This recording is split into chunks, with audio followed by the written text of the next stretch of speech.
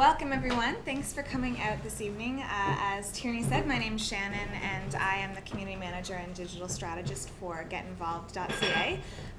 So my role right now, or my role up until today, was managing all of the content for GetInvolved.ca. We've got a blog. As Tierney mentioned, we do match volunteers with nonprofits to sort of get people volunteering and find the perfect volunteer opportunities for them. So in order to inspire people to volunteer, it obviously takes some creative positioning. You have to get good content on your website. Tierney and I have been discussing Net Tuesdays for a couple months now, and we're trying to think of some really good topics. Mainly, I come from a marketing background that marketers would want to know about online advertising and basically a content strategy so that people are more engaged with your own website and what you're doing. So I'll get right into it. Does anyone have an explanation of what they think content curation is? How many people have never heard of it, ever? Okay. So does anyone else have any ideas of what they think it might be? Yeah? Yeah, it's making editorial decisions about the thousands and thousands of pieces of information out there and collecting it and presenting it in such a way that you appeal to your target reader, let's say. Absolutely. So for those of you at home who didn't hear that, it's making editorial decisions about a whole bunch of content so that your audience is a little more engaged, doing that strategically and doing that to, again, get your audience involved with what you're doing. And did you have anything to add? I was just going to say aggregation. Aggregation, yeah. So I'm going to get into the differences between aggregation and curation. I'll get into that in a little bit. That's definitely a component of it and an important role within content curation. So essentially, think of your website, your online presence, your Twitter, your Facebook, everything you have online as a museum, and think of yourself as a curator. So if you're curating a museum and you have one room that you want to focus on the Incas, and your specialty for this exhibit is the Incas. You want to find the best pieces from around the world, presumably they'd mostly be from South America and Peru in the area, but you want to find the best pieces that are most going to represent what you want to tell the audience, the story you're telling the audience. You want to build your credibility as a curator, you want to enhance your brand, you want to make sure you get the best pieces in there. So that's essentially what content curation online is as well. It's trying to gather the best pieces from the internet to help identify your brand. You can do it for a bunch of reasons, which we're also going to get into in a little bit. But basically, it's strengthening whatever goal that you've set out and you're using content curation for. So I just mentioned this. Some pieces are owned by the museum. If you're creating content, if you're blogging, if you're taking photos, this is your content. You're not curating it from other sources. You own it, but other people may curate it from you. It's online. It's sort of out there for everyone to use. And some are brought in, some pieces are brought in from other collections, which is the gathering and sharing of content. So again, as a curator, you're responsible for making strategic decisions about what messaging you want to show to your audience and conveying that effectively to the internet. You're probably already doing it. Most of you, if you have any social media presence at all, if you have a blog, if you do any research, basically if you do anything online, you've probably curated content in the past. So if you have RSS feeds, if you use Google Alerts, if you use HootSuite to try to find information, even doing Google keyword searches or searching through the news are different ways of curating content. As a curator, it's your job to sift through all of the news that's out there, all of the pieces of content, choose the best ones, and use them to help enhance your business goals. So the difference between curating versus creating, a lot of people think curating is easier because you can get this aggregated feed of content right into your inbox. You don't need to do anything and just fire it out, fire it out, fire it out, fire it out. It's like automated tweets, when you're online and people say, "Thanks for the follow, come visit my blog, blah, blah, blah, blah." Well, that's really impersonal and generally not very effective unless it was 4 years ago when that was brand new and people weren't tired of seeing that. So the difference between aggregation and curation is aggregation is just pulling everything in and pushing it out. It's sort of like an API or a Twitter plugin that you have on your WordPress blog that automatically takes the content and pushes it out. It's good for some things. I'm not saying poo-poo on aggregation because it generally has its uses, but if you want to be a really, really good content subject expert, you need to sift through the pieces that are the most valuable and put them out through the channel that works best for your audience.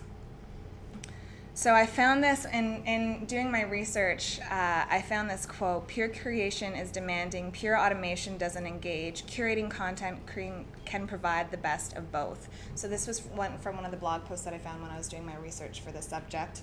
And I thought it sort of best conveyed the importance of curation and really, really sifting through the content. Because again, if you create a blog, if you're doing your research and you're summarizing everything, that in itself is a form of curation. It's not necessarily pushing someone else's work out there, but if you're recognizing that you have used someone else's work to formulate your own thoughts or back up and substantiate your research, it can take a really, really long time. I can't even tell you how many hours in a day I spend browsing through things that I think our viewers will find interesting and going through my Google alerts, going through my RSS feeds, going through Mashable's 29 top blog posts of the day. There's a lot of content to go through, and being able to effectively pick it out is super important.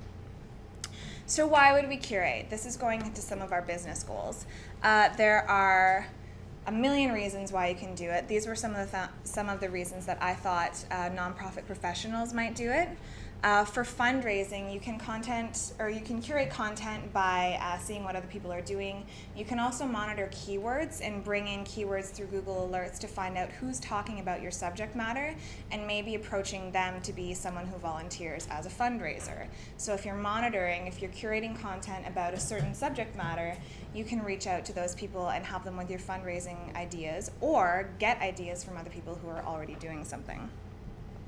You can do competitive research. Obviously, I think everyone's probably has a spreadsheet or some sort of document about other organizations or nonprofits who are doing sort of the same things, or organizations that they aspire to be like, and get ideas from them. So you can do a lot of competitive research, compile that into documents, and then use that. I use it to present to my boss. I generally don't put that stuff online because that's not what we're going for.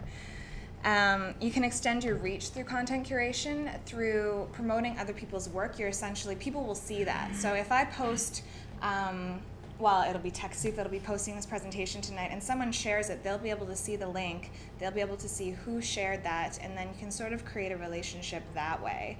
So when I see people who post about GetInvolved, my company, and they're saying good things about it, I instantly have a more favorable impression of them. So I can build relationships with the people who are sharing our content on the web. So it's really, really good for relationship building and extending your reach. You can obviously stay abreast of news. That's a pretty clear one. It builds credibility when people know that you're reading all of this content and information and sharing it and picking the best pieces that will be most valuable to your audience. Your audience automatically thinks you're a subject matter expert and are more likely to believe in what you're saying and practice what you're preaching. It improves SEO, definitely. One of the biggest things in SEO, it used to be meta tags and title tags and H1s, H2s, all of this technical back-end stuff. Then everyone was all about link spraying and link building and trying to get as many links as possible. I don't know if anyone in the room's SEO experts or knows a little bit about it, but there's sort of shifts in mentalities in SEO as it goes along. Right now, it's about content and the user, and providing the best content will get you the most number of views and get you higher ranked in Google. Yeah? A good question about SEO. So if you curate something and you put somebody else's content on your website, will the search engine look at it favorably, or? If I were a Google insider, I would know the answer to that. Unfortunately, I don't, but I do know that if you are posting from one of your entities, so if you're posting a link from someone else on your Facebook, if it's still the content that people are looking for, it can still rank favorably in your favor, as well as the person who originally provided the content. So if I'm doing a top 5 roundup on my blog and I have 5 links to other sites, it's sort of like an aggregation of content, and it does, if users like it, if your audience is going to your site and spending 3 minutes on your page to read your whole blog post, then that's obviously going to be looked upon favorably by the Google machine. So you can do target market research. Obviously, for marketing purposes, it's important. Uncovering trends. I can't even tell you how many new things. I came across Pinterest in, I guess, early 2011 through content curation, and I was on it sort of before it blew up, when everyone was just posting about do-it-yourself bracelets. But anyway, it's a really, really good way to uncover trends and sort of pick the pieces and put them all together to find out what's going on in your industry. It can also create lead generation the same way you're building relationships with the people who are sharing your content. If you're finding the people who are interested in what you have to say, that's sort of, I mean, this is very marketing speak, and if you want to talk about in a nonprofit, sector, we could talk about, funders or donors or even just advocates of your brand. Builds relationships, as I said. Professional development, absolutely. I can't even tell you how much I've learned. Basically, I feel like my last 5 years working in the tech sector or in a digital space has taught me more than any of my education ever has, although I really do value my education. You can build links, again, this isn't negating the SEO that I spoke about earlier, but you can build links that will link to your site and link out from your site. That will give your site credibility in that content field.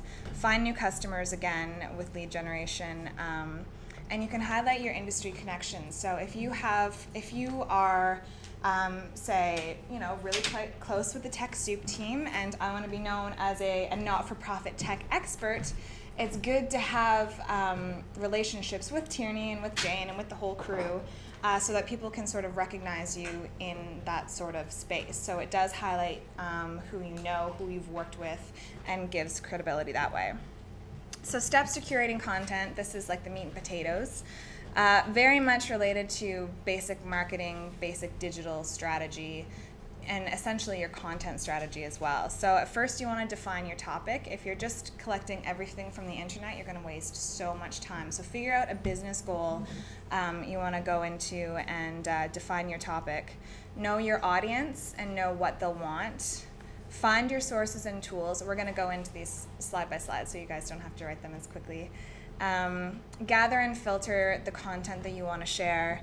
Add value to it. Don't just find it, pick it out, and push it off to the masses. Add some sort of value. If you have an opinion piece, you can add that. Then obviously publish, and always repurpose. If you've got a piece of content that's really good that you've taken the time to vet out, repurpose it in different ways. We'll get into that in a little bit. So step one, went ahead a little bit. Step one, defining your topic. It could be sales and marketing goals. It could be business problems. Say you've lost a funder, you're trying to find a new funder. Set up a goal that you want to curate content for, something that you really, really need to fix with your organization, or customer pain points. So you know that your volunteers don't like a certain aspect. They don't feel like they're getting enough information from you about what you're doing inside your organization. You can curate content to help share that information with your customers. So generally, if you pick a main topic, a pretty broad topic, it's a good strategy. I keep hearing more and more, as niche as you can possibly get will bring you better results in terms of search and in terms of audience engagement. So don't just sort of get everything, get very granular with what your audience wants to basically read about or consume. A customer pain point, so you have donors who don't know where their money is going. Say you can find information online about, I guess that isn't really a good example. Well, you can see a general website. Say it's like a tech site for routers. Pain point might be, how do you set this thing up? So you want to go to the website, you want to know the details. How does it actually work? How to configure it? Yeah, so it could be like a YouTube link. I've seen it on YouTube how to set stuff up. Absolutely. Okay. So I mean, with my organization, customer pain points. If people don't know what volunteer opportunities are out there, I'll find a whole bunch of organizations within Toronto that serve homeless people or serve or are meal programs and put those together in blog posts. So that's sort of, if people are searching for information, and you can provide a one-stop shop for everyone to get the content or the information they need, that's going to obviously look favorably on your organization. So knowing your audience, this is very, very basic marketing strategy. Know who they are, know why they're interested in your topic. Where do they look now for content? Are they going to YouTube? Are they doing a Google search? How are they searching for your information? There's a variety of ways you can do this. I'm not going to get into them in this presentation because that's pretty detailed. What type of media do they consume? Do they like infographics? Do they like images? Do they like quotes? Do they like PowerPoint presentations? Do they like to read blog posts? Find out what type of you can ask people, you can poll people, you can, if you go into Google AdWords and do keyword searches, you can find what sort of content comes up that Google's ranked, the most popular. So who do you work for? What's your organization? I work for a fertility clinic. Okay. And Okay, so you work for a fertility clinic. Maybe your audience is looking for information on obviously how to become fertile, or maybe it's the time of the month when they're the most fertile. Right. So if you search, there's a Google AdWords keyword tool. If you search in a couple of keywords, so fertility, when am I most fertile in the month, you can find out what keywords are coming up, take the top search keywords and then put them into Google and find the content that Google ranks highest. And that's a good way. It's you can come talk to me afterwards and I can go through that. So where they're currently getting information, and in what niche do you want to be? Where do you want to be specifically in the eyes of your customers, and focus on that when you're gathering your content. So you can find your sources. Why does this keep happening? I generally sort of segregate it into 3 areas. They can be thought leaders. So everyone, raise of hands, who knows Beth Cantor? If you don't know Beth Cantor, you should follow Beth Cantor immediately, because she's brilliant and provides all of this amazing content in terms of marketing, in terms of keeping your audience happy. She's just a wonderful, wonderful, wonderful lady who produces a lot of really great content, and I reference her all the time. You can find it from news sources, so Mashable, the Globe and Mail. You can find it, actually, TechSoup, I would kind of categorize you guys as a news source. You provide a lot of information to our sector, which I appreciate. Or you can do topical. So if you have Google Alert set up, you can go to stumble upon Flipboard is an app that I'm going to get into a little bit later, or Smart Brief, if anyone subscribes to Smart Brief articles. Those are sort of, industry-focused, topical content sources where you can gather a whole bunch of information, content, videos, posts, polls, whatever you need. So step 4 is choosing your content wisely. I didn't change the header on this. Anyway, so picking content from a variety of content formats. So not just going every time for blog post, blog post, blog post, blog post. You're trying to find video, you're trying to find PowerPoint presentations, you're trying to find images, find quotes, graphics. You can find, right now the big hot topic is infographics, which are really great at explaining your story. Even Vine right now, if anyone's familiar with the tool Vine, that's sort of a new place for GIFs. I really like GIFs, so I search for GIFs quite a bit and try to incorporate them into whatever I can, this presentation excluded. So if you use content from the platforms that you're already on and your audience is already on, you're more likely to have success. My organization isn't on Pinterest because I don't know that people on Pinterest are on Pinterest to look for volunteer opportunities. It's sort of like, know your demographics and know what that platform is generally used for. Pinterest and volunteering, I haven't been able to see much of a big connection. Maybe there's one there. Maybe we could explore that. But if it's not somewhere where your audience is, don't waste your time. It's be strategic. Is Pinterest more visual? Is that why? Pinterest is very visual. So Pinterest essentially is a website with a whole bunch of images of, for my own uses, it's all clothes and jewelry and exotic places to travel, and just photos of that with keywords associated. And you can make boards of things that you're interested in. A lot of people use it for wedding planning and stuff like that. So in terms of you're going to Ecuador. Yes. And so you're developing a property down there. My friend already has a Okay. property. I'm just So for selling it. Pinterest, do before and after, get involved, like before and after, like a visual, maybe that would. Yeah, absolutely. So yeah, that's a great idea. I'll take that down with me. Thank you. Perfect. There we go. Utility real estate. Win-win, win-win. We all win. So step 5, after you've gathered your content and chose the best pieces that you think your audience will find useful, add value to it. So don't, again, as I mentioned before, don't just pick it up and put it out there. Add your opinion to it. Add a poll to it. If there's a question that a piece has been trying to prove, ask your audience if they agree or what their opinions are on it. You can add a little bit of context about the person who wrote it. So you can write a little bit of their background, you can link back to their blog, add value to the content that you're sharing, and always, always, always remember to attribute where you got the content, obviously. So find out what you would like, or figure out what you would like people to do with that piece. If it's sharing it to their friends, I'm not a big advocate of people saying please retweet or please share this. But if you're not doing it that often, if it's a really, really important piece that you do want people to share, you can subtly suggest that they share it in different ways without being so overt and obnoxious. And then think about how it benefits the reader. If you don't think this will benefit your audience, don't share it, essentially.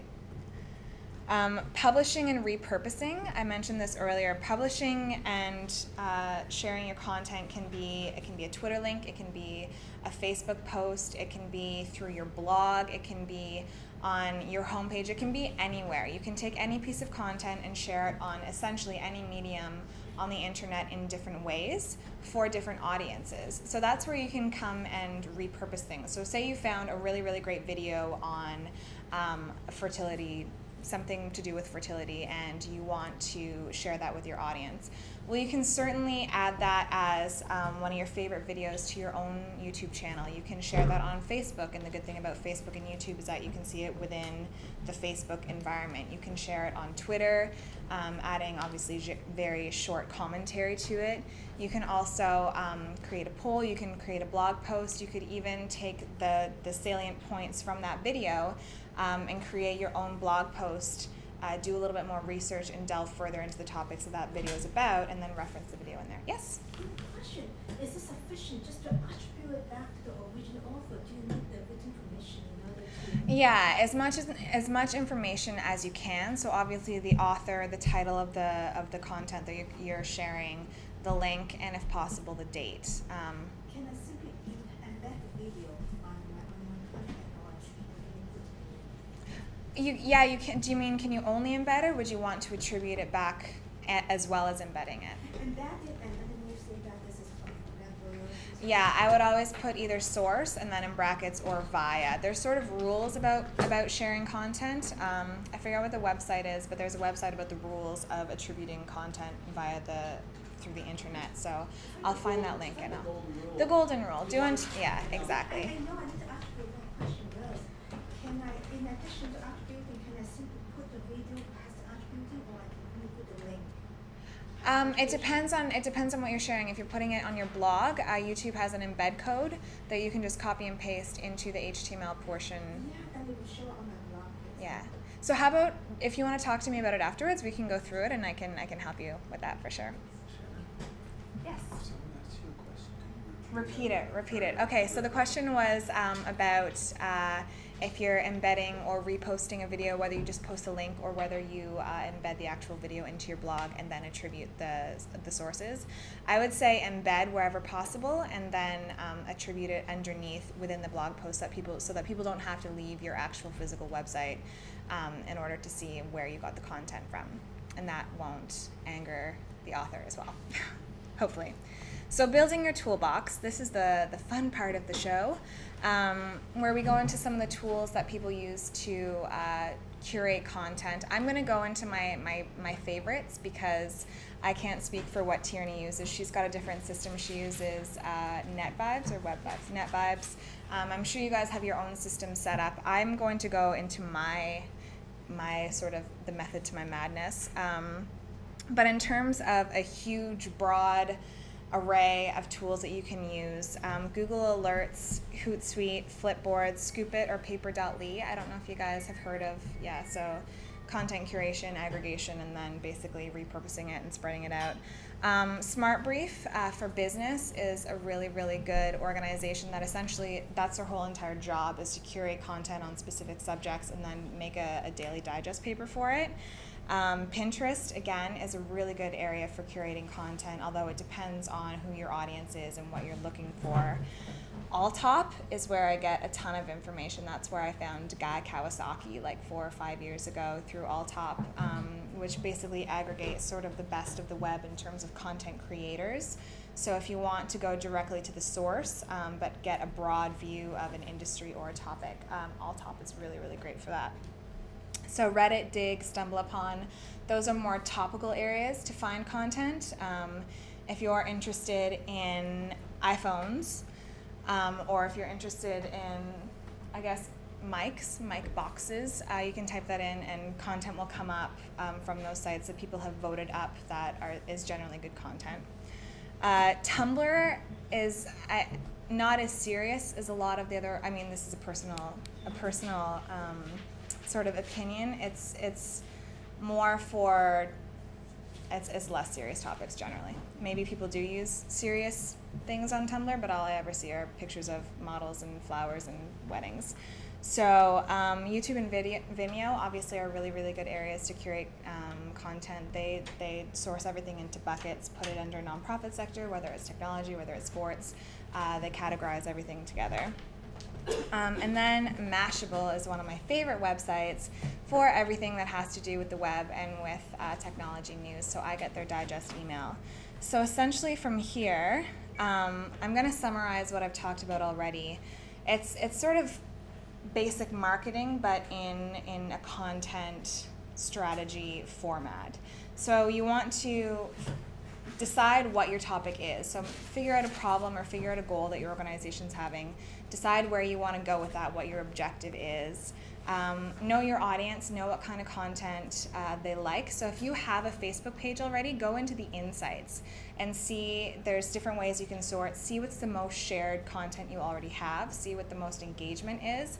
And then maybe post more content of that type. So with my website on our Facebook page, I found that no one was sharing anything, no one was engaging anything without photos or graphics attached. So now every time I post a link, every time I post a quote, every time I post everything, even if it's just a screen grab of what I'm trying to post or something related to that post, I always add an image. So you can go into your analytics. Pinterest just launched analytics today. Facebook has analytics. There's a whole bunch of sites on that Twitter will give you analytics for, and then obviously Google Analytics or whatever analytics program you use for your website.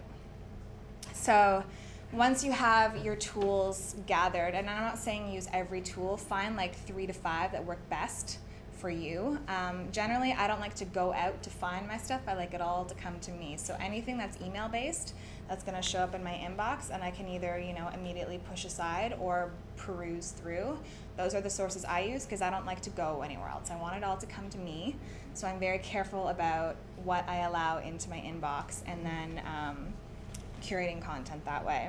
So again, adding value to the content that you're sharing is really important because it establishes your credibility to your audience. So add your opinion, or if there's some sort of debate, you can post a link of something and then post the counter argument, and sort of get debate going, and then you can engage your audience that way. So just being creative about how you share it and building on the conversation instead of just having people read it and it going down the tubes. And then publishing and repurposing. If it's a blog and you think people would like it better in a video format, maybe you could do a quick little Vine video, or you could do an explanation with a PowerPoint behind it and post that onto your website. There's a million ways you can repurpose content. Just make sure you obviously attribute your content back to the source. So these are the sources I used for today's presentation. Curate is actually a tool. They have a bunch of white papers. If anyone is interested in reading more about this, go to curate.com and go into the resources section. Their white papers are incredible. And then obviously Beth Cantor is just a lovely, I've never met her, but she's my web hero. She's just wonderful. What do you like about She's just ahead of the trends and explains things really well. She produces a lot of content all the time. She's always writing. She's always speaking. It's sort of, she's like an authority figure in the nonprofit space on not analytics. That's Katie Payne. She's got a book with her called The Networked, or Measuring the Networked Nonprofit. Haven't read it yet, but I'm sure it's wonderful. Yeah, she's just, you just have to read for yourself. She's just fantastic. So I'm going to go into some of the tools that I use. How many people use Google Alerts? First of all, raise of hands. Okay. So a lot of people are using Google Alerts already. In my inbox, every time I have, my boss tasks me with a new issue, or I have a new subject matter, or I get a new job, my first thing I get in the morning at 8 a.m., I set up as many Google Alerts as possible. Now, Google Alerts, to set it up early in the morning, is important for me because usually the time you set it up is the time that you're going to be getting your emails. So if you want to be on top of the trends and you want to get your content before, it's already a day old and everyone else has already published and released all their information, if you set up your Google Alerts earlier, you're going to get fed your Google Alerts earlier. So I have very, very broad subjects here with all my Google Alerts. So today, and I haven't read this yet, but I've got all these articles about volunteers in Atlanta, not applicable to my audience, so I wouldn't share it. Someone in Langley is talking about how grateful for the chance to volunteer. So that would be a link that I might click into that my audience might identify with, generally animal lovers who want to volunteer. Maybe that will inspire them to look for an organization in Toronto or in Halifax or wherever they are to volunteer for. Maybe it'll be something that'll really touch their hearts and they'll get involved. So those are the type of things that I'm looking for. You guys, depending on what your goals, will have obviously different keywords and different pieces of content that you'll want to share. So another way I curate content is through HootSuite. So how many people use HootSuite? So about a little less than half the audience. I use HootSuite all the time for everything. I curate content. Essentially, I've got my home feed. I never, ever read my home feed because it's like a whole bunch of, not necessarily spam, but not necessarily the pieces of content that I'd really like to get into. So if I scroll over here, you can set up streams. These are the people that I have, well, I don't personally have close relationships with, but that my organization has the most in common with, and that I want to follow the most and get content from them. So when I want to curate content, I scroll over from the homepage and I go into my lists. So the GetInvolved/faves are the people that I really, really think are really great content producers or content sharers, and I think are the most likely that I will share the content that they've produced. You guys are on it, obviously. Direct messages are not relevant. Nonprofit tech is a hashtag that I follow. So this is where I get a lot of my content. Anytime anyone uses the nonprofit tech content or hashtag, I can see that in here. So that's another sort of feed of content within HootSuite. You can also put keywords into HootSuite. So anytime GetInvolved.ca is mentioned on Twitter, it shows up in here. Volunteer Canada is an organization that I used to work for that Get Involved has a really close relationship with.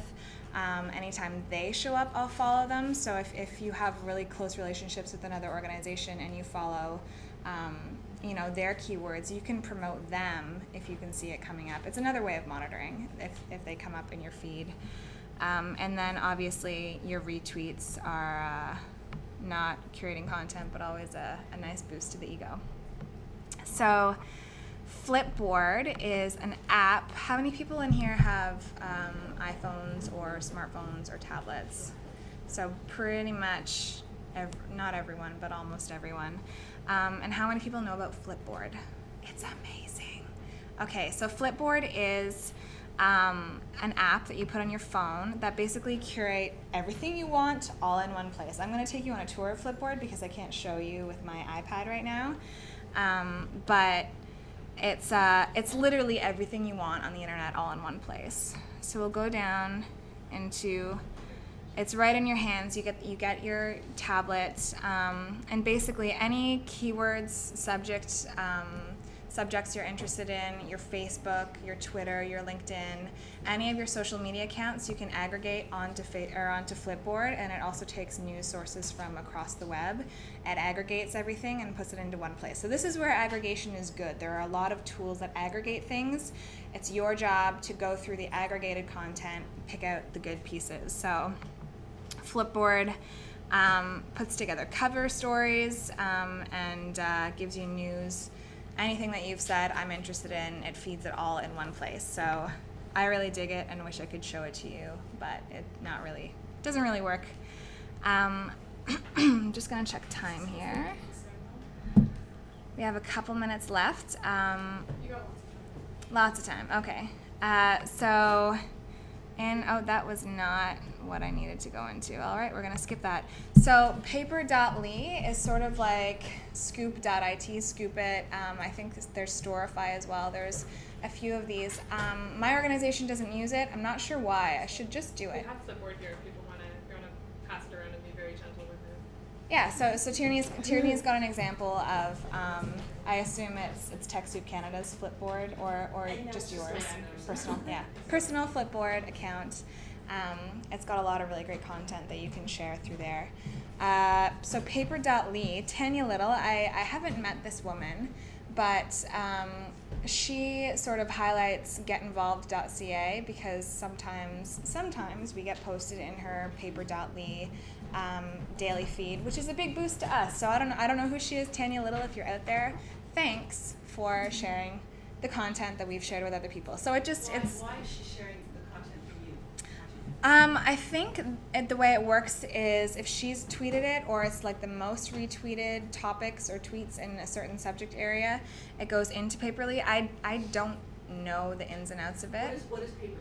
It's basically it's you're your own publisher. So you get all this content and then it puts together, and I'm not sure how, if anyone can explain this better, please feel free, but it puts together the most popular tweets or the most popular pieces of content in like a daily digest. So it's basically like Shannon Harvey's newspaper to anyone who wants to follow it. In this case, it's Tanya Little. What's in it for Tanya to do this? Basically, Tanya, it shows her audience what she's interested in and what she knows about and what she thinks her audience will be interested in as well. So I follow a lot of the same subjects as she does. So I read this yesterday, is a really, really great video from TED by saying the way we think about charity is dead wrong. It's basically a way to share really, really good content that you think your audience would be interested in. And so does she work in the nonprofit sector? Or? She does. Okay, all right. She does, yeah. There you go. So basically she has a day job, and this is sort of her moonlighting editorial work. I'm not sure how she uses this Paper.li publication. I don't know if it's part of her job or if her job is her brand or how she uses it. It's sort of your own prerogative about how. Yeah, it's a personal newsletter. So if you want to use it for a business, you can. It has nothing to do with where she works. Exactly. I'm sorry? It has nothing to do with where she works. Oh, well, there you go. But Okay. it's a wonderful Other than paper. the fact that she is in the not-for-profit sector, And how do you know this? because I know her. Oh, you know her? There you go. There you go. Why is she doing this? Why is she doing this? I haven't asked. It's you can do it. Do good. It says right there, do good. Yeah. So she likes to connect passionate people and causes to create change and do good. So we have followers. Okay, she's like, We have followers that use Paper.li that basically aggregate a lot of our content and the other associations that are associated to our organization, and just pushes that content out. absolutely, Basically it's a newsletter. It's a newsletter, only it comes from a variety of sources. It's easily shareable. And then I know myself, when my company gets mentioned into it, that's when I read the whole thing. Yeah. So I'm more likely to read it, obviously, if I'm mentioned in it. I was going to say, it's like a public newsletter, right? If you send a newsletter as an organization, you should have somebody's email address in order to send it out. This is something you can put it out there and people can follow it. And it could either be used for personal interest or organizations can also use it as well. This whole everything that we see, this whole webpage is her Tanya's newsletter. Yes, essentially. What she's chosen to share in newsletter form, and it shows where she found the information. So this was originally shared by Gail Perry, Rotary International. So she's taking content from other people who may be the creators or who may have shared it from other sources, and fed it all into one place. And what's really good about this is she's got videos, she's got blog posts. It's all separated by, sort of content type, by industry, by blogs and stories and images. So see, there's Beth Cantor. Everyone loves Beth Cantor. She's just fantastic. This is a photo of her at, I guess, South by Southwest with Katie Lang. I assume signing copies of Measuring the Network to Nonprofit. It's their latest book. So yeah, so there you go. How would, just a quick question, how would Tanya send people to this site? Because if nobody knows about this site, Well, she can promote it, so every day she'll tweet about the Paper.li is out, top stories today by whoever have, the stories that people have most engaged with. So she can mention it on her website. You could basically any social media or any property you have on the web to announce things or distribute content, you can tell people through. So you can tell people via Twitter, you can tell people via Facebook, you can tell people if you have a standard, like Campaign Monitor newsletter, you can say follow our additional one that's, more, it's daily and more topical and broader and comes from a different variety of sources. So this concludes the tools section of our presentation today, but if you guys have any questions, I'll absolutely take them now. Or if anyone has their own ways of curating content that I haven't talked about, because everyone sort of has their own system, and this is a system I've developed after working a few years in the digital space, but if anyone has their own systems and wants to come up and share them, absolutely feel free. Mm-hmm. So I find that a lot of people, when they're getting started with their social media program, they don't necessarily have a designated in-house, social media person that is, there full time. They're usually doing this job on top of a bunch of other jobs. Right. So the question becomes how often, how much time do we spend on this, how much time should I allocate to this? I don't know if you have any sort of I'm sure once you get the system going, it becomes easier, but I don't know if you have any sort of thoughts around that. Well, it's sort of, it's a case, repeating, right, thank you. I'll repeat the question. So the question was, when an organization is just getting started with social media and they don't have a lot of properties set up already, I'm going to look directly into the camera. Hi, everyone at home. I'm sorry I haven't addressed you yet. How much time do you dedicate to setting up the tools, finding the sources? Basically as much time as you have. Obviously, if your primary role isn't to do that and your primary role is to do bookkeeping and social media is sort of a thing to do on the side, it's sort of a personal thing.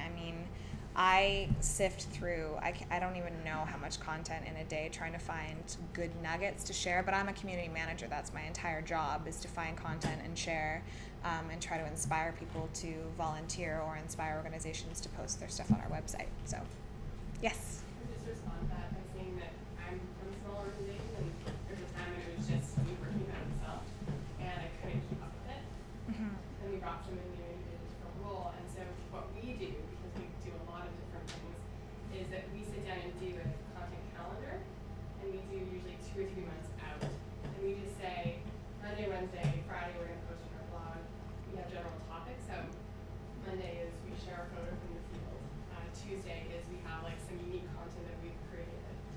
Friday is that we share a video from one of our supporters or something like that. So within those kind of parameters, then we find content based on that. But we've kind of established it so we have some idea. Right. Because otherwise it's too hard to make up new stuff all the time. Yeah, so was it Kristen? Kristen? So Kristen just said, for those who didn't hear, setting up a content calendar is a really good way to sort of organize your time, organize what you're going to share. You can plan it a couple months in advance, and it's ironic because that's exactly the same sort of calendar that I have set up. I have the type of content.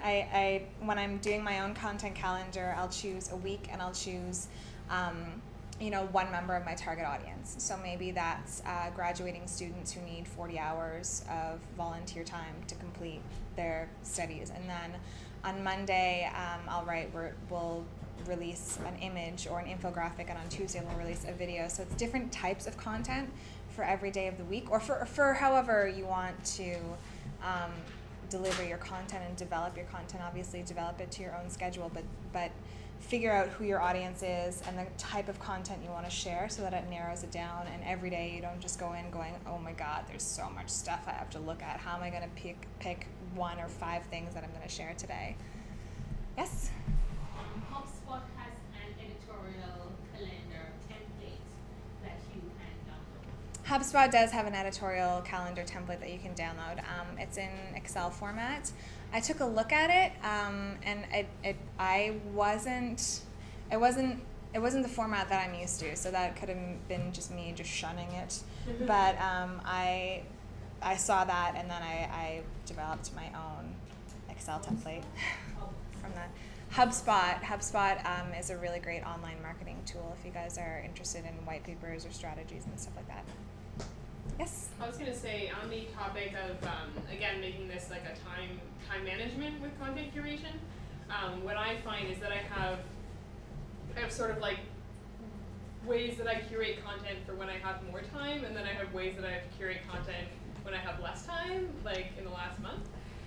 So what I have is I have a Netvibes account set up, which is basically, if any of you used to use Google Reader or anything like that, it basically just aggregates RSS feeds, but it does it in a nice format with tabs. Very friendly and easy to read. So whenever I find good blogs, I add it to my Netvibes account, so that in the future when I'm looking for good content, I can remember what it is, otherwise I'll forget. So I have that for when I have a little bit more time to maybe spend 20 or 30 minutes reviewing that in the morning, finding some good blogs and then tweeting about them, Facebooking them, writing a blog post about them, whatever it is.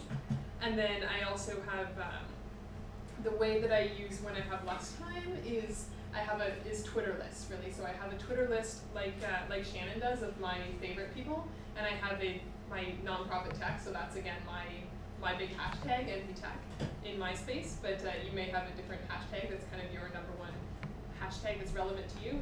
I use TweetDeck, but it's very similar to HootSuite, and so but that's the one that I find, even if I'm really busy, if I can step in there at least once or twice during the day, it's not really hard to quickly scan through those, find a good piece of content, briefly check it out and retweet it.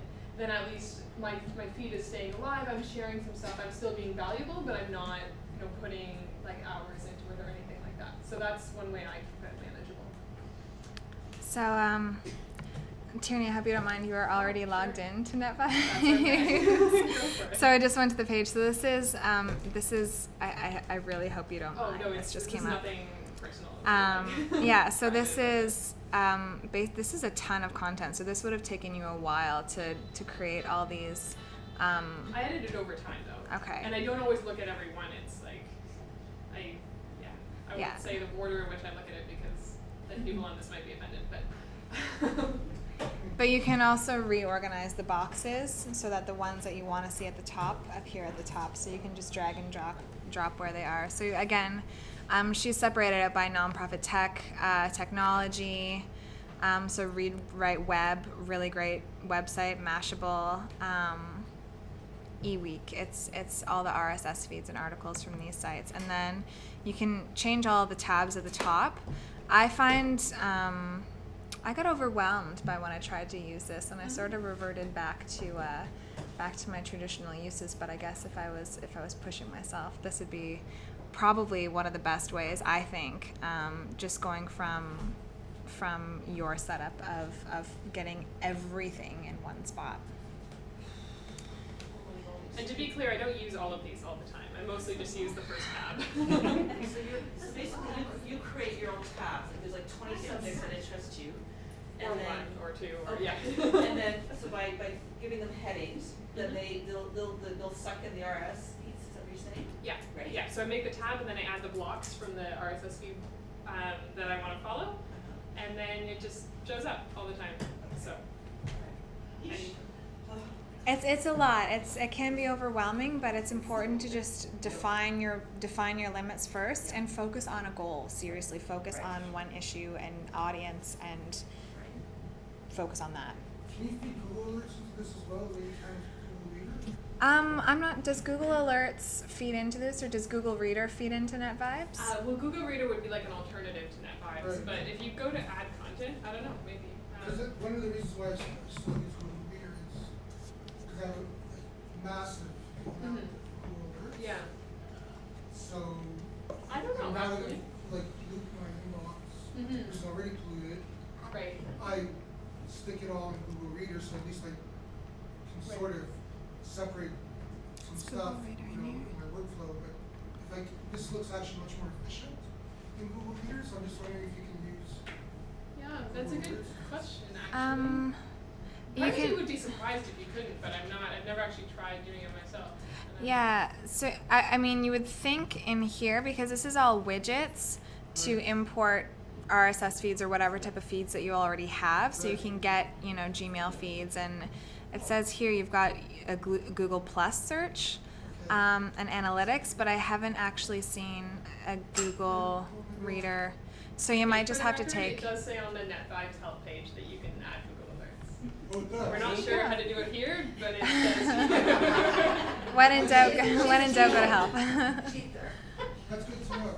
Yes, apparently. So I haven't tried it. I can't, swear to it. But if it says so on the internet, it must be true, right? Must be true. Must be. Were there any other questions or ideas? Yes?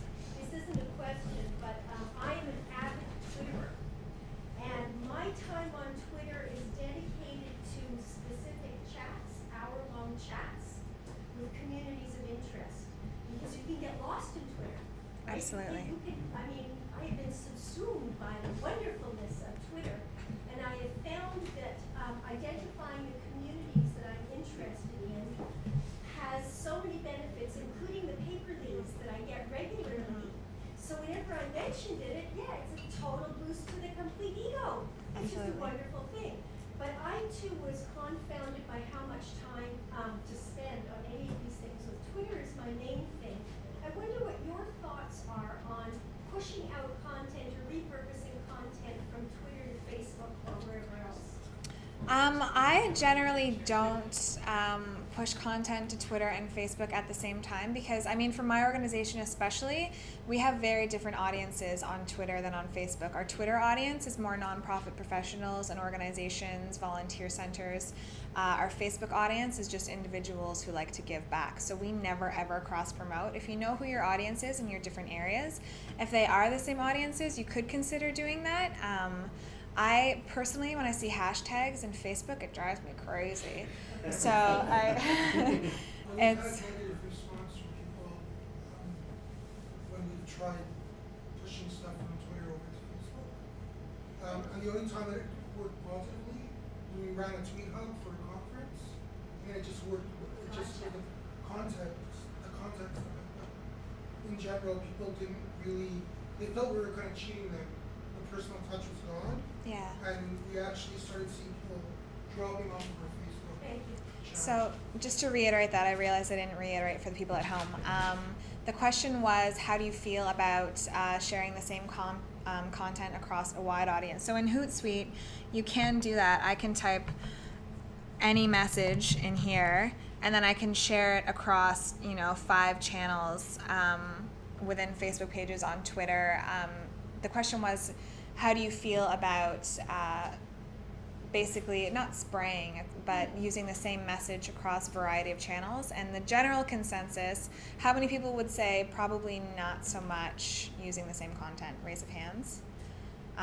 So about half the room says don't use the same messaging for Facebook and Twitter, just because, especially if you have the same audience.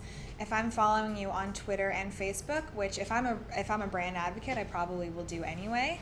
I don't want to see the same content twice in a weird context, because Twitter's the 140 characters is a lot different than Facebook, where you can tell a story and you can share visuals, and there's so much more richness to it. So generally not.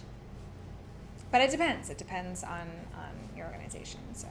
No, I'm thinking now I should link to Facebook Absolutely, absolutely, you can do that if you'd like to. If you put a teaser on Twitter that links to Facebook, and your Facebook adds a little bit more context, and it adds just a little bit enough of spice or sizzle that leads to your blog or leads to a video, that gets you more touch points with your consumers, and people can choose their level of engagement.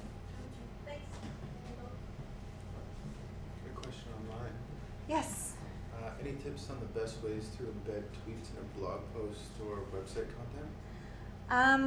I work off a MacBook and I screen grab everything. So I'll cut and paste images, but I don't know are there any. The question was, what's the best way to embed a tweet into a blog post or a website? Or a website? Does anyone else have any ideas on that? I just screen grab everything. I take photos of everything. Yes. I believe that there is an option on each tweet. At the bottom of the tweet, there's like a little widget that gives you code to embed it. Okay. So there's an embed code on Twitter that allows you to. Oh, it's hidden. But it's meant to confuse us. Okay. As for the most simple technology, yeah. So what was your name? Sorry. Kathy. So Kathy just mentioned that there's an option to embed your tweets into whatever content you want. So basically, it's taking a snippet of HTML code and putting it into your blog or your website. The other option I was going to say is that if you're in the situation where you're trying to share a lot of tweets, like I've often done the screen grab technique, but if you're doing a lot, then Storify obviously is another. Storify. So I don't know if people know what that is. So. Yeah, so Storify is, I think, basically the same thing as Paper.li-ish. It's more like it's more like a way of curating tweets, and I mean not just tweets, but other things. Like you can the way I've often used it is after an event. You can say search for all the tweets from that event, and then pull them into basically creates this story. So it's kind of like a list of the tweets, and you can add text to provide context. You could add a video or a photo, and it provides a bit of a way to read what happened at that event. But it doesn't have to be an event. That's just an example. And do you do that by keyword or do you do that by hashtag? You can search in different ways, yeah, okay. Through the Storify interface, and then it creates this thing for you, and then you can embed that in your in a blog post or something like that. And you can do this. You can do the same thing using a tweet hub based on a hashtag.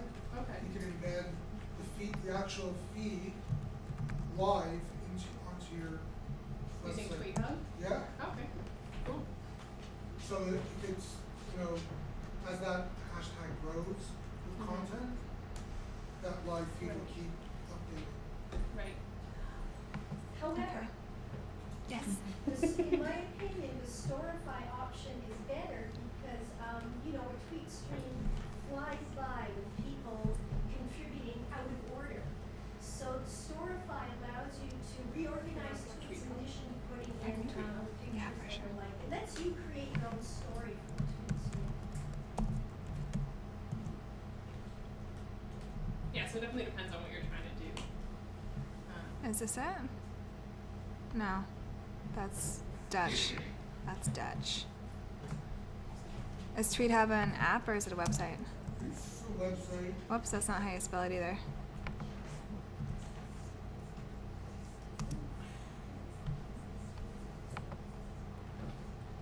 It's just if Um, you tweet, it should come up as a tweet. It just literally.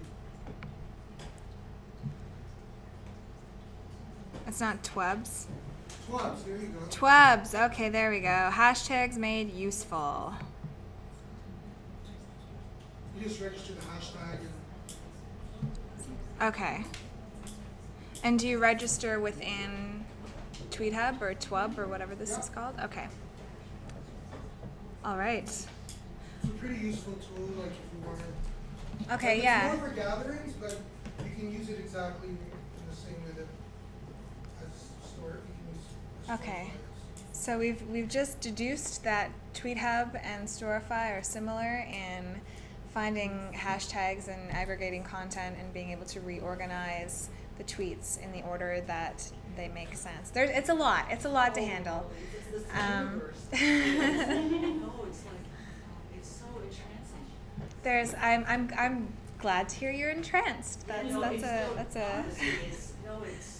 it's like this anthill with cooperation in terms of you're building and Yeah, again, you have to focus on what your end goal is, and always keep because you can get so lost and spend so much time doing a lot of this. Were there any other questions, or did anyone have their own ways to curate content? Yeah. One question I have is, I've been reading about numbers, about how many tweets you should do per day, or how many posts per day. These are kind of general to get a sense of, and obviously it's based on your audience, but you don't want to overwhelm them, but you also don't want to be too quiet. This question plagues me daily, and I've heard people say, put out as much content as you possibly can, and I've heard people say, put out 1 or 2 key pieces a day that are really, really good to keep your audience engaged. I'd say just test it. Do 1 week of, or well, maybe not. Yeah, I don't really have an answer to that, actually. I mean, I'm testing it, I guess, is your best option, and maybe you can let your audience know at the beginning of the week, saying, hey, we're trying to share more content this week at the end of the week. If we've lost followers, it's pretty obvious. I mean, you don't want to risk losing followers, but at the same time, you do want to find out. So testing is, I guess, probably a good option for your organization. The key rule is don't serial tweet. Don't serial tweet. Key Because when rule. someone else is following you, and if they don't follow a lot of people, if all they see is your tweets for like that day, they're drowning out everybody else they're following. Yeah. And it depends. I mean, it depends on if there's a balance, right? If you have someone that's following 2,000 people and you tweet twice a day, the likelihood that they're going to see your tweet is pretty small. But if they follow 100 people and 98 of them never use Twitter, then the likelihood that they are going to see your tweets is compounded. So it's sort of a case-by-case basis and test. If you have, for some reason, if this is on a given day, and on some days there's 40 items I want to put up, and other days 0. Space it out by like 5 minutes each. Okay, so but if you warn your dear reader, there's abundance today. Be forewarned. There's 40 items today, 0 tomorrow. I'm sure readers appreciate that. I haven't done it yet, but I've. Or if you have a consistent level of posting things, you can take that content and space it out over time. If I have that and I find a whole bunch of content that I really, really like, I don't know that tomorrow there's going to be anything good for me to share. So I'll post something at 10 a.m. I'll post something right before people leave the office. I'll post it like 5 p.m. and then I post it like 8:15, so it's like the beginning of prime time when people have their laptops on their laps but are also watching TV and are less entranced in what they're watching. That's how I position it when I post my tweets, is sort of what people are doing at that time of day and the likelihood that they'll pay attention to what you're posting. And also an option is, I don't know if there's a Twitter tool that does that, but on Tumblr you can queue your posts and have them post regularly, so you can accumulate, let's say you want to post 15 things, but they're going to get posted, let's say, once an hour or something. Right. So you space out your content posting, so you're not cluttering people like all in one go, and then so you're catching some people at different times of the day with different content. Absolutely, yeah. So you can space out your postings in HootSuite again. If you're only on Facebook and Twitter, you can post your message here. And then you can schedule it for later. So under scheduling, you choose, say I want to post it tomorrow when I take off. I'm flying at 2:40 tomorrow afternoon. If anyone wants to meet me at the airport or give me a ride to the airport, that would be better. And then you can. Yeah, absolutely. It's better than spending an hour and a half on the TTC.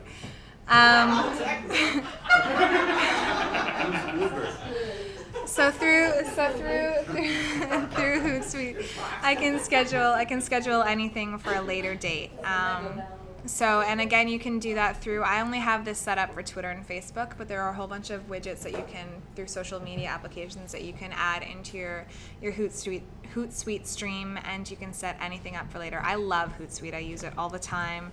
You've got analytics in there. You can tweet everything later. You can add links. You can add images. It shortens everything for you. It's like the best content curation / dissemination tool, I think, of all the tools that I have. HootSuite's amazing. HootSuite and Beth Cantor are the winners of the day. So. Yeah. And there's an interesting auto-schedule thing there. I don't know what that does exactly, but the scheduling thing, I don't know if it tries to find when your readers are there to read, but I don't know. But something for people to explore. There you go. So there is an auto tweet that I actually have never paid attention to. Good for me. That is not what I'm looking for. Turn that on. It's not letting me. I think when you just clicked it, it did turn on. Oh, did it? So when you do auto schedule, you want to extract from a file. Okay. Shows. Yeah. Everyone play with auto schedule and let us know your feedback on the blog or something. You can tweet it. Coming back next month. Or Do something on HootSuite. I will be sipping a pina colada on the beach doing SEO for villa development. And in watching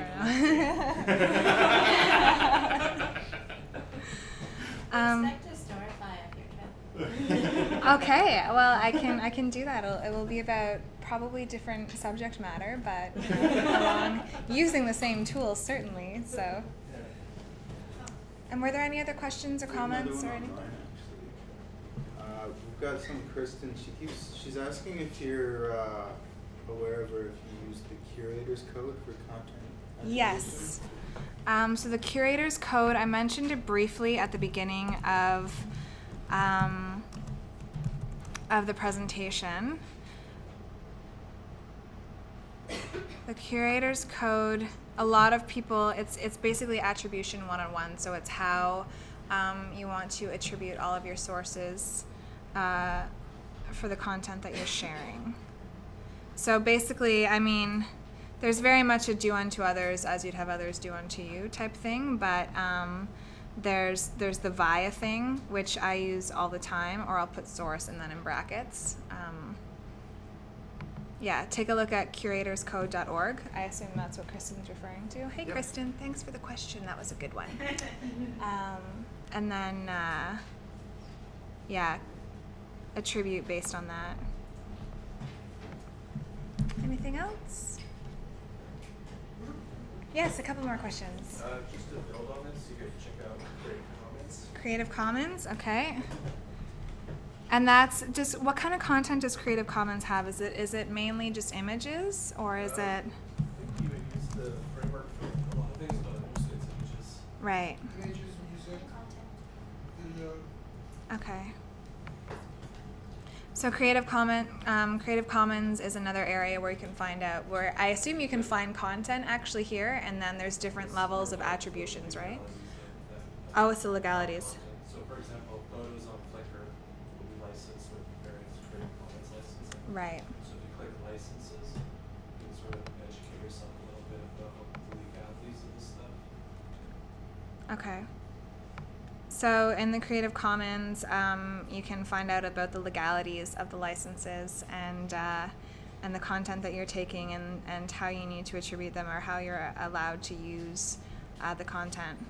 I should have mentioned that. I mean, everything's not free. I shouldn't say take anything you want and then distribute it as whatever way you want to, obviously.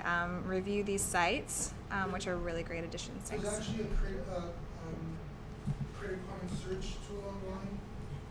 Okay. I don't know if you can find it off the website or you have to Google it, but it's basically a search It's search.creativecommons.org. Yeah, it's a search engine that lets you choose from different. There you go. All right, so if you go to search.creativecommons.org, you can search for different content from different areas, and then it will, does it tell you how you need to attribute them or the different levels of? You can choose at the top if you want to. Okay. And then at that point, you have to check out the license associated with the content, if there is one. Okay.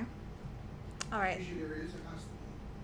Licensed, yeah. So you can search for.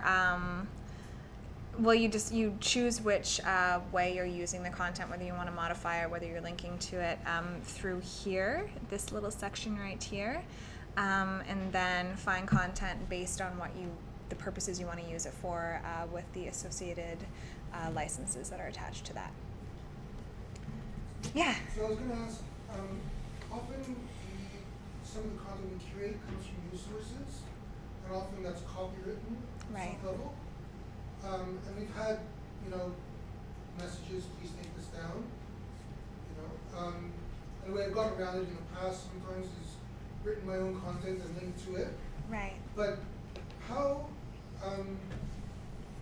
often would those news sources actually take it a step further after a cease and desist request to actually do something?